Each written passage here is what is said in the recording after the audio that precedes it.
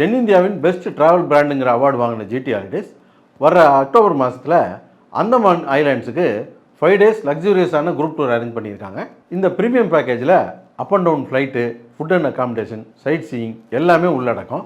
மேலும் விவரங்களுக்கு திரையில் தெரிகிற எண்ணுக்கு ஃபோன் பண்ணி அந்தமான் டூரை என்ஜாய் பண்ணுங்க. இப்போ பூர்விகாவில் அப்ளைன்சஸும் வந்தாச்சு. AC, TV, fridge, washing machine, laptop, kitchen needs எல்லா பொருட்களையும் லைவாக டெமோ பார்த்தே வாங்கிக்கலாம். எப்படி மொபைல்னாவே பூர்விகாவோ, இனி அப்ளைன்சஸ்னாலும் பூர்விகா தான். இன்றைக்கி நம்ம திரைவிமர்சன நிகழ்ச்சியில் இயக்குனர் பா. ரஞ்சித் இயக்கத்தில் வெளியே வந்திருக்கிற தங்கலான் படத்தை பற்றி பார்க்க போகிறோம். இது கோலார் தங்க வயலை பற்றின ஒரு கதை அப்படிங்கிறது நம்ம எல்லாருக்கும் தெரியும். இந்த கோலார் தங்க வயலில் தங்க சுரங்கங்களை தோன்றதுக்காக தென் தமிழகத்திலேருந்து தாழ்த்தப்பட்ட மக்களை, சில ஆயிரம் மக்களை கொண்டு போய் அங்கே வேலைக்கு அமர்த்தியிருந்தாங்க. அவங்க அந்த தங்க வயலை தோன்றதுக்காக அவங்க சிந்தின ரத்தம், வேர்வை, கொடுத்த உயிர் பலி ஒரு கணக்கில் இல்லாத, ஒரு அளவில் இல்லாத ஒரு விஷயம். அந்த வலியையும் வேதனையும் தான் இந்த படத்தில் கதையாக சொல்ல போகிறாங்க அப்படின்னு நினச்சி தான் நம்ம இந்த படத்தை போய் பார்த்தோம்.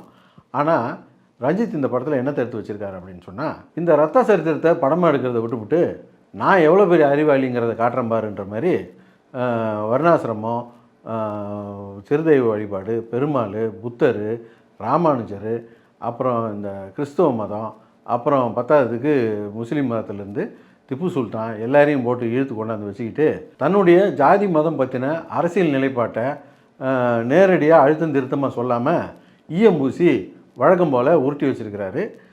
அதுதான் இந்த படத்துடைய கதை. கதையை தான் இப்படி குழப்பி வச்சுட்டாரு.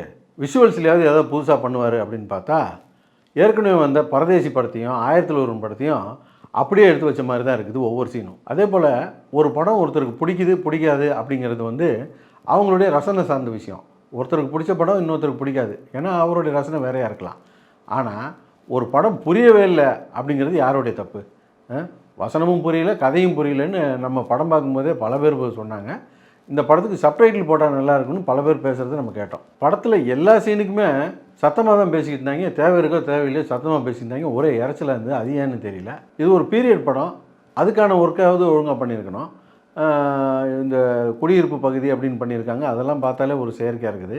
அப்புறம் இந்த காஸ்டியூம்லாம் பார்த்திங்கன்னா, இந்த காடா துணியை ரோலாக வாங்கி எல்லாத்தையும் இந்த டிகாஷனில் போட்டு ஊற வச்சுட்டு அதை எடுத்து எல்லாருக்கும் சுற்றி விட்டுருக்காங்க. அதுதான் காஸ்டியூம்னு ஆம்பளை பொம்பளை அத்தனை பேர் கட்டிட்டு சுற்றிக்கிட்டு இருக்காங்க. பார்க்கவே ரொம்ப செயற்கையாக இருந்தது. அப்புறம் இந்த விஎஃப்எக்ஸ் ஒர்க்கெல்லாம் சொல்ல முடியாவே இல்லை. இந்த பாம்பு வர்ற சீனாக இருக்கட்டும், அப்புறம் இந்த சிறுத்தை வர்ற சீனு எல்லாமே ரொம்ப செயற்கையாக இருந்தது. படத்துடைய ஆரம்பம்லாம் நல்லா தான் ஆரம்பிச்சுது. கொஞ்ச நேரம் கழித்து பார்த்தீங்கன்னா ஹீரோ கற்பனையாக ஒரு கதை சொல்லுவார். அதுக்கப்புறம் திரும்ப லைவுக்கு வருவாங்க. திரும்ப அந்த கற்பனைக்கு போவார். அப்புறம் கொஞ்ச நேரம் போக போக எது கற்பனை எது லைவுன்னு தெரியாமல் குழம்பி போனதுனால படத்தில் நம்ம கனெக்ட் பண்ணி படத்தை பார்க்கவே முடியல. படத்தில் விக்ரம், பார்வதி, மாளவிகா இவங்க எல்லாருமே நல்லா நடிச்சிருந்தாங்க. கூட நடித்த எல்லா நடிகருமே நல்லா தான் நடிச்சிருந்தாங்க. ஜிவி பிரகாஷ் முடிஞ்ச அளவுக்கு படத்தை காப்பாற்ற முயற்சி பண்ணியிருந்தார். கேமரா ஒர்க்கெலாம் நல்லா இருந்தது. சரியில்லாத ஒரு கதையும் வலுவில்லாத திரைக்கதையும் படத்தை ஜவு மிட்டாய் மாதிரி ஆகிடுச்சு. சுமாராக ஒரு 2.5 மணி நேரம் தான் ஓடுற படம் ஒரு 2 நாள் உட்காந்து பார்த்த மாதிரி ஆகிப்போச்சு. எப்படா முடியும்னு ஆகிப்போச்சு. படம் முடியும் போது பார்த்தா பார்ட் 2க்கு லீடு கொடுத்து முடிக்கிறாங்க. தூக்கி வாரி போட்டுடுச்சு. இது எப்படி இருக்குன்னா, ஒரு திருடன் பேங்க்கில் கொள்ளையடிச்சிருக்கான். அவனை பிடிச்சி கொண்டாந்து கோர்ட்டில் ஜட்ஜ் ஐயா முன்னால் நிப்பாட்டிட்டாங்க. ஜட்ஜ் ஐயா இப்போ அவனை பார்த்து கேள்வி கேட்குறாரு. ஏப்பா நீ கத்தி எடுத்துகிட்டு போன மேனேஜரை மிரட்டின, அவரும் பயந்து போய் எல்லா பணத்தையும் சுருட்டி எடுத்து உங்கள் கையில் கொடுத்துட்டாரு. நீ வாட்டுக்கு வாங்கிட்டு போக வேண்டியதானே, எதுக்கு அவர் சொட்ட மண்டியில் நறுக்குன்னு 2 கொட்டு கொட்டினேன் அப்படின்னு கேட்டிருக்காரு. அதுக்கு அவன் என்ன தெரியுமா சொல்லியிருக்கான், ஜட்ஜையா வெறும் பணம் மட்டுமே ஒருத்தனுக்கு சந்தோஷத்தை கொடுத்துருமாயா அப்படின்ட்டுருக்கான். இவங்க 2.5 மணி நேரம் நம்மளை வச்சு ஊமை குத்துனதெல்லாம் பார்த்தலை. பார்ட் 2க்கு வர லீடு கொடுத்து 2 கொட்டு கொட்டினாங்க பாருங்கள்.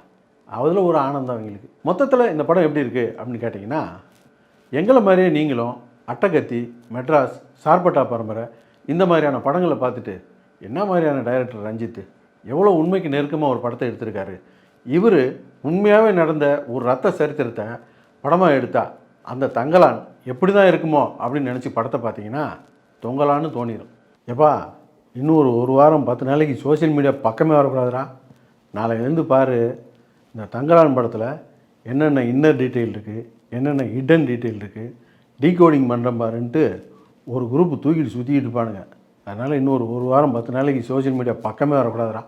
Sponsored by Amigo, கோழிப்பண்ணை செல்லத்துறை, வாழை, மை பெர்ஃபெக்ட் ஹஸ்பண்ட், போகுமிடம் வெகு தூரம் இல்லை, Poorvika appliances, GT Holidays and அதர்ம கதைகள்.